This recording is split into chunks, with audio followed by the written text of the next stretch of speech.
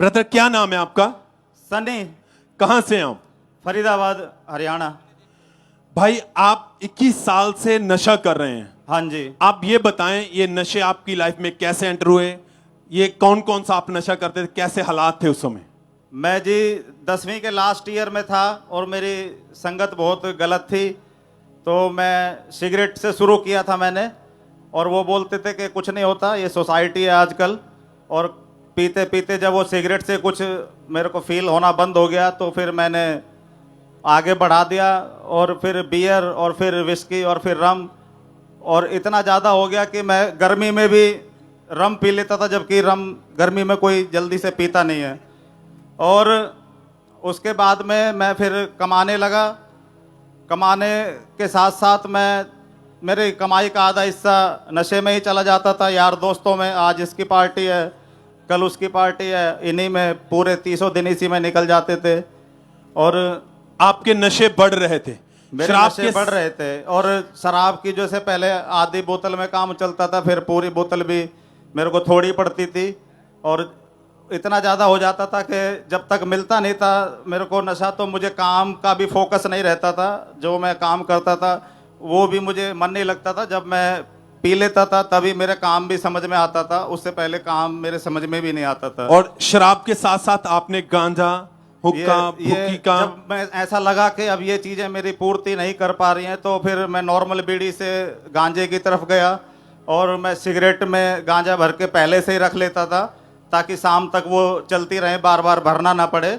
और मैं 10 cigarette normal दिन की मैं पी जाता था, गांजे से भरी हुई। और इतना ज़्यादा हो गया था कि फिर मैं अकेले अकेले भी रात रात में पीता रहता था। आपके दिन की शुरुआत कैसी होती थी? क्या आता था उठते ही मन में? मैं उठते ही मुझे ऐसा लगता था कि 2 पैग मार ले तो सारा दिन ठीक रहेगा, लेकिन वो सारा दिन ठीक हो नहीं पाता था। दोबारा भी मेरे को पीनी पड़ जाती थी, क्योंकि बिना नशे के आप कोई भी काम नहीं कर पाते थे। बिगर नशे के मुझे ऐसा लगता था कि काम हो नहीं पाएगा। दिन रात हर समय आपको नशे की तलब रहती थी? नशे की तलब रहती थी। और उस समय परिवार, फैमिली वाले जब उनको पता चला, वो क्या कहते थे? मैरिड हूँ, 2 बच्चे हैं मेरे। एक बड़ा लड़का है और छोटी लड़की है। और वाइफ भी कहती थी इसको छोड़ दो, लेकिन मैं बोलता था कि ये सोसाइटी है और मैं इसको नहीं छोड़ सकता। मेरे सारे दोस्त मेरे से छूट जाएंगे, लोग आजकल कल्चर है। और उसी में करते करते, और जब मैं इतना ज़्यादा बढ़ गया, जब मैं छोड़ नहीं पाया, फिर मैं उसको ये बोलता था कि अब मैं इसमें से बाहर नहीं आ पाऊंगा कभी भी। जब नशे इतने ज्यादा हो चुके थे, सुबह से शाम दिन रात आप नशे में ही रहते थे, तो दोस्त, रिश्तेदार और लोग जो देखते थे वो क्या कहते थे आपको? वो ये कहते थे कि कुछ नहीं होता, आजकल सोसाइटी है, यही बोलते थे। और मैं उस बात को उस टाइम तो हाँ कह देता था, लेकिन मुझे अपने अंदर इतनी गिल्टी फील होती थी। और कभी कभी तो इतना भी हो जाता था कि मैं उठता ही 24 घंटे बाद था। आज जैसे पी ली तो मैं 36 घंटे बाद उठ रहा हूँ, कभी 24 घंटे बाद उठ रहा हूँ। सोता ही रहता था। कभी जैसे ज़्यादा भी पी ली तो डॉक्टर भी आके, कई बार एक आध केस ऐसा भी हुआ कि डॉक्टर बोल रहा है अब ये अपने आप ही उठेगा, अब इसको कोई मेडिसिन नहीं देनी है, ये जब उठेगा जब उठ जाएगा। और खाने पीने की कोई चिंता नहीं होती थी? कोई खाने पीने की नहीं। शादी में भी जाते थे तो पहले दारू ही पीनी है, चाहे वहाँ क्या बना है क्या नहीं बना, उससे किसी से कोई मतलब नहीं, बस जाना है और पीनी है। नशे के साथ साथ आपकी लाइफ जो थी अपवित्रताई में थी, पाप नशे में के थी। साथ साथ मैं जैसे मोबाइल देख रहे हैं तो मैं गलत साइटों के ऊपर चला जाता था, और फिर वहाँ से वापस आना बहुत मुश्किल होता है।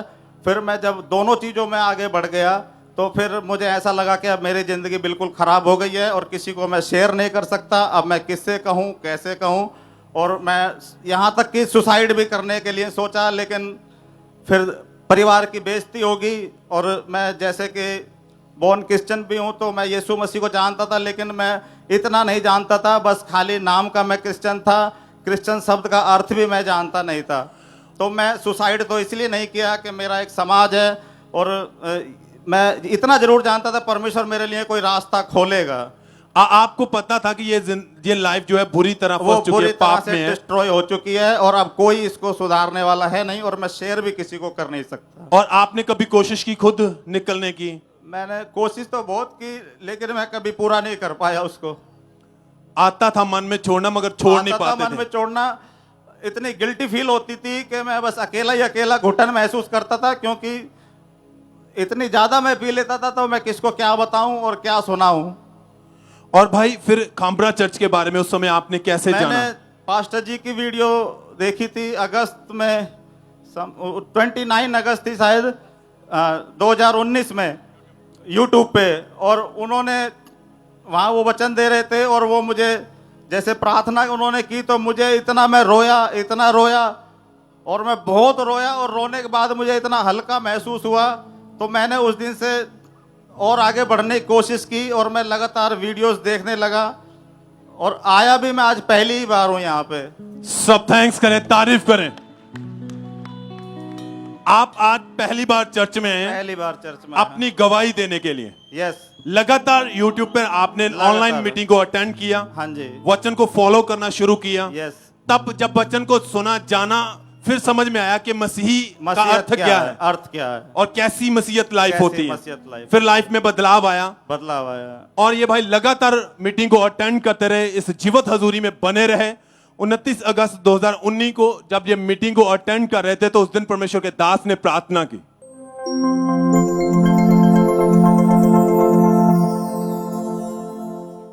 अपने हाथों को उठाओ, इस आवाज के इन्फ्लुएंस के नीचे चंगे हो जाओ, आजाद हो जाओ। परमेश्वर के दूत, एंजल ऑफ द लॉर्ड, उसका दूत आपके पास जाए और आपको छुए, आजाद हो जाओ, छूट जाओ। हर वह बंधन जो शैतान ने आपको बांधने, लिमिट करने के लिए रखा, छूट जाओ, छूट जाओ, आजाद हो जाओ, आजाद हो जाओ। और भाई उस दिन आप प्रार्थना को अटेंड कर रहे थे, ऑनलाइन देख रहे थे, और जब ने आप प्रार्थना हुई, आपने उस प्रार्थना को अपने लिए रिसीव किया, क्या हुआ फिर? उस दिन मैं बहुत ज्यादा रोया, और उसके बाद में मुझे ऐसा लगा कि अब मुझे ये नहीं करना है, क्योंकि बहुत जीवन मेरा खराब हो चुका है। मन मेरा बदला, और उस दिन के बाद से मैं वचन में बढ़ता गया, और मुझे बहुत अच्छा महसूस हुआ। और अब जब से अब तक मैं कोई नशा नहीं है, ना कोई छोटा और ना कोई बड़ा। सब थैंक्स करें, तारीफ करें, चर्च तारीफ करें आप सब, जहां जहां पे आप बैठे, ऑनलाइन है, घरों में, चर्च में, आपकी तारीफ बड़ी होनी चाहिए। और उस प्रार्थना के बाद क्या बदलाव आया? अब लाइफ कैसी है? उस प्रार्थना के बाद जो मेरे खराब दोस्त थे वो चले गए, और जाने के बाद में मेरे जीवन बिल्कुल बदल गया। जो मैं सोचता था कि उनके बगैर मेरी लाइफ चलेगी नहीं, परमेश्वर ने मेरी लाइफ को पहले से बहुत बेहतर किया है। नशा, पाप, नशा बिल्कुल छूट गया। एक अच्छी कंपनी में मैं काम करता हूँ, और मेरी फैमिली बहुत खुश है, और मैं लोगों को बताता हूँ कि परमेश्वर जैसे मुझे छुड़ाया है, ऐसे आपको भी छुड़ाने की सामर्थ्य रखता है। सब थैंक्स करें, तारीफ करें, धन्यवाद देते हुए हालेलुया बोलते हुए चर्च, थैंक यू जीसस। आज आपके छुटकारे का दिन है।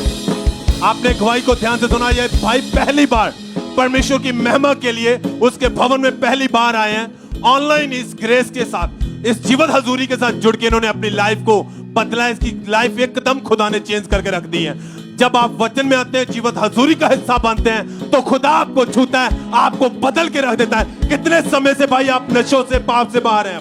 मैं जी 2019 के बाद से बिल्कुल फ्री हूँ। कितने साल हो चुके अब बिल्कुल आजाद हैं? मैं 4 साल से बिल्कुल मैं आजाद हूँ। बैप्टिज्म तो मैं ऑलरेडी बोर्न क्रिश्चियन हूँ, तो पहले से ही। सब थैंक्स करें, तारीफ करें, सब थैंक यू, धन्यवाद दे, तो तारीफ कर दो चर्च। मैं परमेश्वर का हालेलुया बोलते हो सब थैंक्स करें, तारीफ करें इस गवाही के लिए।